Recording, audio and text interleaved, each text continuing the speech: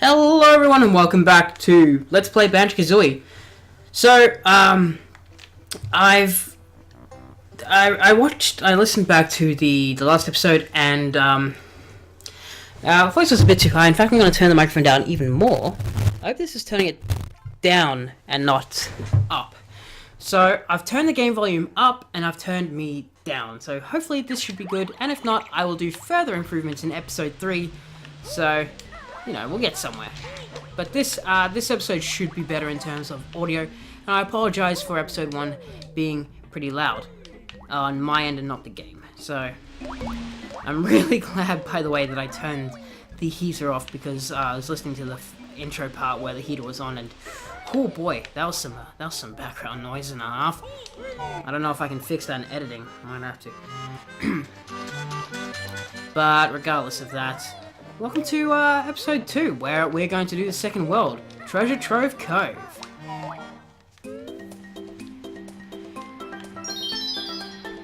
This has some awesome music.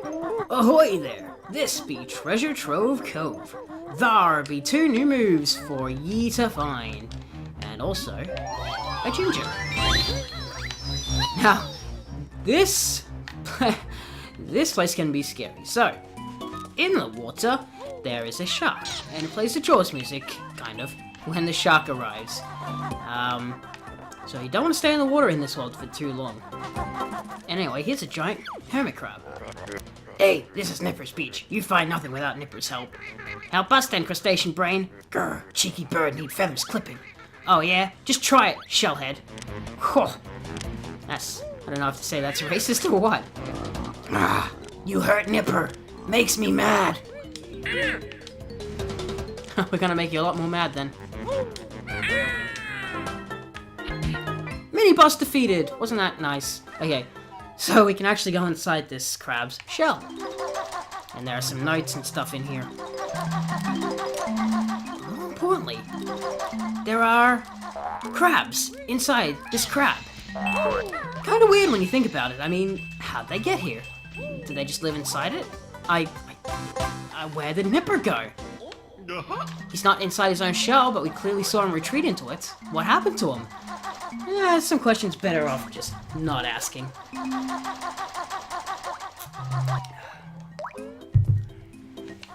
But anyway, that was our first Jiggy. So, there are better ways to do this than how I'm doing it, because this is almost guaranteed to get you bitten! At least let me get the... Oh! At least I got the honeycomb. Anyway, let's get out of here ASAP. Oh, man, that's hair-raising. This is Kazooie's shock jump disc. Find me, and I'll tell you how to use it. And I got hit by that crab because I was too busy reading out the text. Oh, look, notes in the palm trees. Anyway, there's a sad pirate there. We're gonna ignore him for now and go in his ship. And look, there's some sunken treasure, some notes, and a big old pile of gold. Ahoy there, I be Blubber's treasure. Hang on. God. Yeah, hold on, game. Got a bandit on my finger and it was annoying. It was rubbing against the, there's a fabric band-aid, so it was rubbing against the, controller and just making it, ugh. It's a bad feeling. Bad texture. I'll grab the notes here.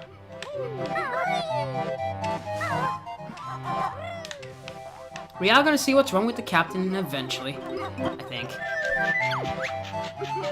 Whee! I'm the red feather! I help Kazooie fly when she knows how. And we're going to figure out how right now. This is your big chance, chicken legs. It's time for you to fly. I forgot how to voice everyone. At last, it better be easy, boggle eyes. Simple enough even for you, bird brain. Just stand on a flying disc and press A. Here's 25 red feathers to help you into the air. See ya. Your energy's a little low. I'll fill it up for you. What did we get hit by? Oh yeah, the shark. Oops. Oh, I see a Mumbo token. Quit crying. We'll help you eventually. Oops, I didn't do the trick right. Oh well. It's a trick to get to the bottom of the water instantly. I keep screwing it up. But look, our second pile of gold! Not to mention, more notes. And a Mumbo token. Now, there is no transformation in Treasure Trove Cove, but we need to save up Mumbo tokens for the next gold, because our transformations will keep costing more and more as we go on. Anyway, the reason this pirate is crying is because he lost his gold! Me treasure. Thank ye, honeys. Take this reward. I'm off to spend. It's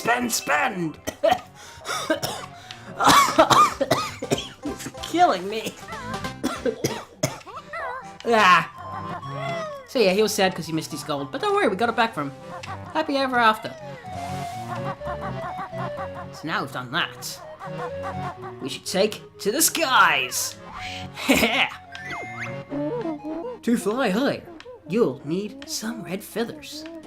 Press A to use one, but remember that Beaky can only carry 50 of them. You can also turn sharply while in the air by pressing the right or left bumper. Well, thank you, Bottles, for that very slow explanation. Speaking of slow, me doing this, oh boy.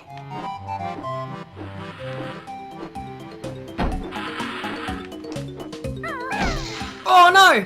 Oh, I screwed it up. This be Gruntilda's booty. Touch it if ye dare. I don't know what to tell you, mate, but we already got it. That golden treasure was for me. Now harder still, the game will be. Oh, I think we're missing something. Yes, we're missing this Mumbo token. And you better believe I'm going back for it. Yippee, Snapper gets dessert too. Oh yeah, you may have got us once before. You're not getting us this time, mate. Oh shit. Whoops. I may have screwed up. Usually he despawns before I hit the water. Oh well. Anyway, enough of that. Oops. Oh! Pfft. Wow, am I screwing up? I was meant to big bomb to save, you know, dying. You'll reach new heights with my shock jump spring. Does Kazooie do it? My legs are tired. Don't worry, the turkey does all the work. Simply stand on a shock jump. Sorry, there's another bandit on my finger. I won't come off. Disc and press and hold A. Your energy's a little low. Okay, thank you, Bottles.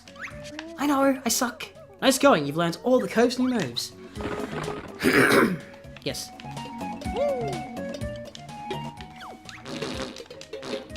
Me leaky, no good for water. Can bear block hole. I'm trying. Oh god, I suck. Leaky patched up. Now empty water for bear. Thank you. Wow, I screwed that up. Looky, looky, a sandcastle. Why don't we go in? But first, let's go on top and grab these notes.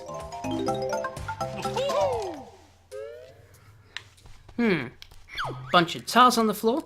Hey, Furble, you're looking wise. Solve my puzzle and win a prize. So yeah, there's a bunch of notes on there. I wonder what that could mean. There also seems to be the logo for the game up here. I wonder. Yep. Gotta spell out Banjo-Kazooie.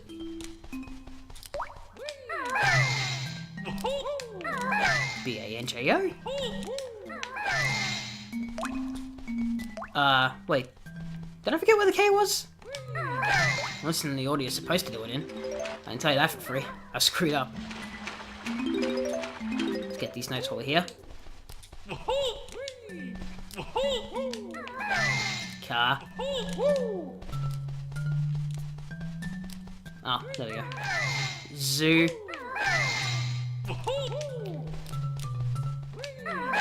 I screwed that up pretty royal. But that's alright. We got there. Plenty of time.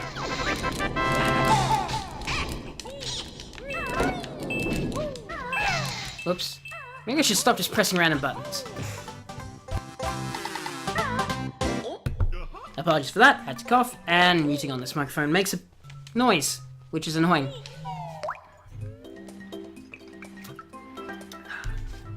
By the way, in case people are wondering what I'm drinking Woodstock Bourbon and Cola. Bourbon from Kentucky, the USA. I usually go for rum, but I decided to mix it up for today. Because why not? But anyway, that's not what's important. What is important is figuring out the inverted camera controls. Oh my god. I really spoiled myself with games that inverted controls, huh? Or rather, de-inverted controls. So left is left and right is right, as opposed to left being right and right being left. Oh, it does me head in. Every game's different. So, we've unlocked this jumping pad, so now we can do these jumping pad puzzles. And by puzzles, I mean just jumping from platform to platform. But another Jiggy! That makes half the Jiggies now. I am jumping face first into a wall for some reason. Yep.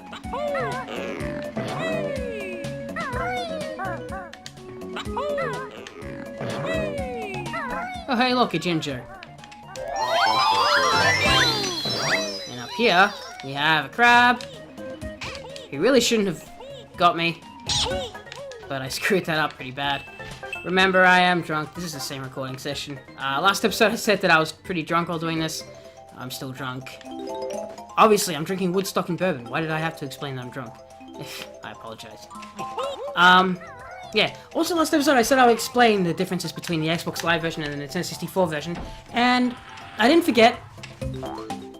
I just ran out of time on the first episode. So, yes, the differences between the Xbox version and the Nintendo 64 version is that the Xbox version is easier. They do a few things to sort of make it less difficult on you. The main thing is that in the Nintendo 64 version, there is a thing called note score, and they carried it over in this version, although it makes no sense. Because in Banjo-Kazooie on the Nintendo 64, if you died, you had to get all the notes again. You didn't collect them, and that was that. Basically, if you died with 99 notes, you would have to collect 99 notes again, and then collect the 100th to have your note score change. Basically, it was your top score. How many notes could you get in the world before dying? Or if you got them all, then you exit the level and whatever. However, in the Xbox Live version, what they did is make it so that the game remembers. The notes are actually collectibles. They don't respawn. So if you die with, say I died now with 70 notes, I would continue to have those 70 notes, and they would not reappear, and I'd be able to collect the other 30 that I didn't get beforehand. So, it makes it easier with that. Death has less consequence. Okay, the camera angle's really fucking me up here. I keep putting it in the wrong direction and going backwards. So yeah, that makes the game easier, and there's something else. I think that's the main thing. Obviously, there's some controls changes and slight graphical changes, I think. Obviously, they just bumped up the resolution, stuff like that. But the other thing, weirdly enough, that they changed is that in Banjo-Kazooie on the Nintendo 64, slopes weren't as slippery. In the Nintendo 64 version, you had a couple of frames on a slippery surface where you could re-jump or get this move or do like a backflip or something like that on the slippery surface and continue on. However, in the Xbox Live version, they took away the couple of frames you have on a slippery surface, meaning that you fall off a slippery surface almost instantly, making it harder to do speedrun tricks that require you to just cheese slippery slopes.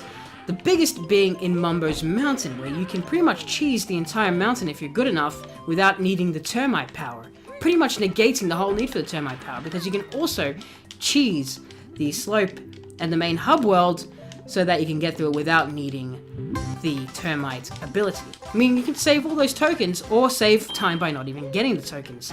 However, in the Xbox Live version, they are absolutely required because you cannot, even if you're frame perfect, go up all those slopes. There is just no way you can do it because they've made slopes slipperier, and I don't know why. Why was that a fix that they made? Of all things, I just don't understand. But they did that. I'm not happy with that, but I am happy with the fact that notes don't reset when you leave the world. I think those are the two main changes. I don't think there are any changes as prominent as that. You know, graphics are one thing and whatever. They didn't change stuff like that. You see how I just went right to the bottom when I was talon trotting next to water? Well, that's what I was trying to do in the ship, to get right to the bottom, and I failed. You can do that, and they did not fix that in this game. I'm glad they didn't fix that in this game, because it's another cool speedrun trick.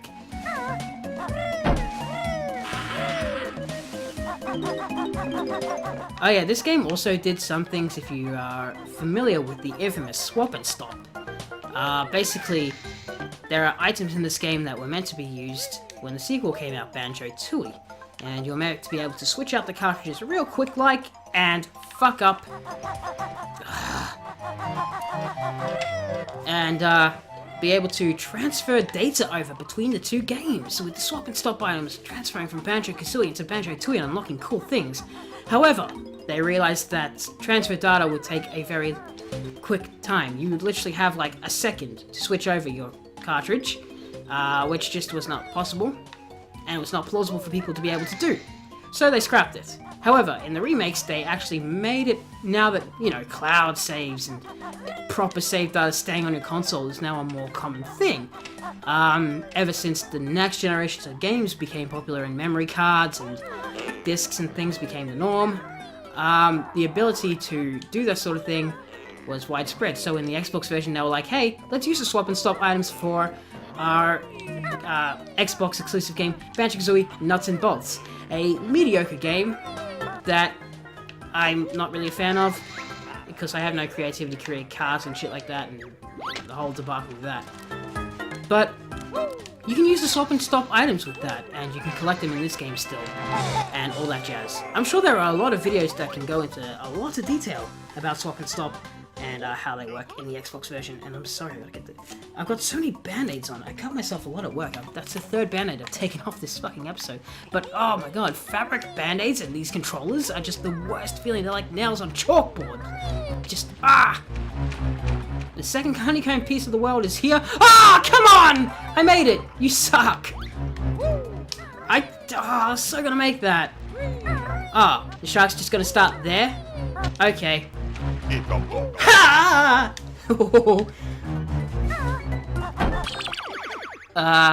92. I think that's everything? Yes, I'm pretty sure that is, except for the last section of this world. Wait, did I get the green Jinjo? Did I get the guy up here? I did. Okay, just making sure. Part of me kind of forgot. So, for the last thing, we need to fly all the way up here. Whoa, the tree! Where'd it go? There it is. We got the last Jinjo! You've been awarded a gamer pick! Oh, damn! Lucky me, indeed. So yes, we still have to do... Ow. I actually never get hit by those things. Part of me can blame being drunk, but the other part of me is just feeling like I suck today. Whoop. So we gotta climb up this thing. There are shortcuts you can take, but if you take these shortcuts, I don't think you can get these 3 notes here, and obviously grabbing these notes are important. Every note is important. You need all 100. Now, here's the entrance to the lighthouse, but behind it, the wish switch! Oh! Flies out of the cannon. And I can break this down. Grab the Mumbo token. And here we are, the last 5 notes. You found all 100 notes on this world. Well done. And there is the 10th Jiggy.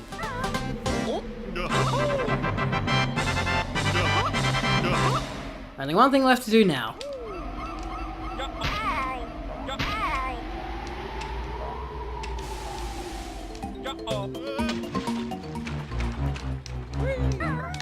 Wait, where am I? How'd I get here? Oh, I jumped off from the wrong side. Oopsie. Oh well, whatever. It's not like this is exactly any speedrun or anything, but yes, I'm supposed to jump off from the other side so I can get back to the start of the world faster. Stupid me.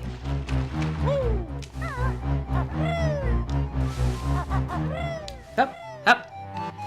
Up, up and away.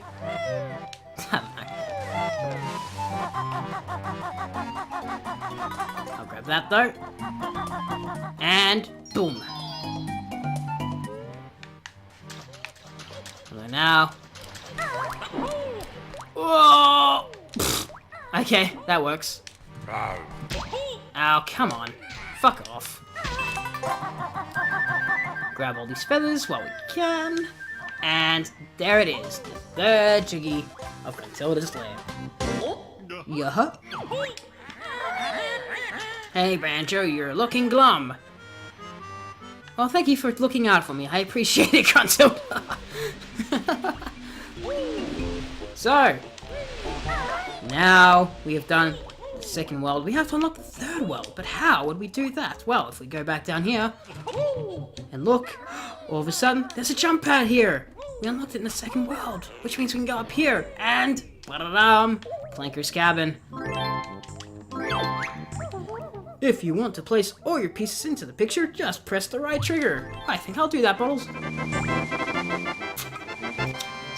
Much easier to do that instead of just spamming A. And there we go! We've unlocked Clanker's Cavern!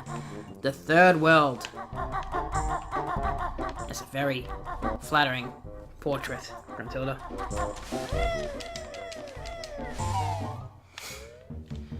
So, Clanker's Cavern is up here, but before that, I just want to do something real quick down here. Down here is a cauldron. You've activated a magic cauldron. Find 2 of the same color to create a shortcut. So, yes, there are a bunch of cauldrons throughout the main hub world here that you can go through, but really there's only one shortcut that I want to activate, and this is the start of it. And obviously we'll find the other one much later on. It's a shortcut pretty much from the end of the hub to the start of the hub, and it makes it easier to traverse between the 2 extremes. Everywhere else you can just walk to pretty easily, and there's no real need for them. So, that's the main one you really want. Anyway, Clanker's Cavern is just over there, but there's no way we're going to be able to jump that. So... Ow. That was supposed to be more dramatic. I was supposed to hit that switch. And there we go. So... let's just hop, skip, and jump over. And look, a Mumbo token. But also, another switch. Another pipe switch. Well, yes, that's going to open that one there. We'll use that later. Don't worry about it for now. Let's just grab this Mumbo token. And that makes number 9. Alright, so that's it for this episode, but I hope you'll join me for the next episode of Banjo-Kazooie. And there's a weird glitch with the music where you can do that. There we go. So yeah, I hope you guys will join me for Clanker's Cabin. I'm going to check the audio levels on this and fix any more slight tweaks, but this should be better than episode 1. I hope you stick with. Thank you guys so much for watching. I hope you enjoyed. Stay tuned for episode 3, Clanker's Cabin.